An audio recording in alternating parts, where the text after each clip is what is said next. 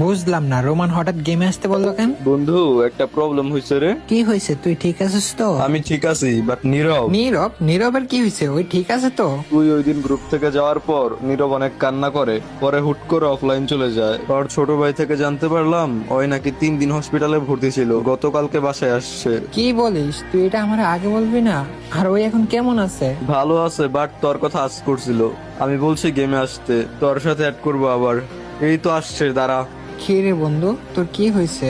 আর sorry রে ওইদিন unfriend করার জন্য। আরে বন্ধু, তুই তো আমার জিএফ এর কথায় রেগে বলছিস, আমি জানি। আর এর ভিতর আমি কেন জানি ডিপ্রেসড হয়েছে, নিজেও জানি না, অসুস্থ হয়ে পড়ছিলাম। আমি তোকে অনেক মিস করছিলাম, ভাবছি কল দিব, কিন্তু তোর জিএপে যে আমি কথা দিছি তোর সাথে আর কথা বলবো না, তাই আর দেওয়া হয় নাই। দাঁড়া, ওয়েট, তোর ভাবি আসছে।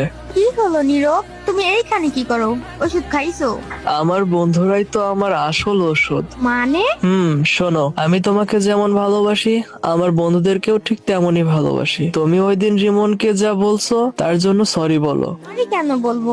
আর আমার কি কোনো প্রায়োরিটি নাই নাকি? যদি বন্ধু আর জিএফ এর ভিতর প্রায়োরিটির কথা আসে, আমার বন্ধুকে আমি ফার্স্ট প্রায়োরিটি দিব।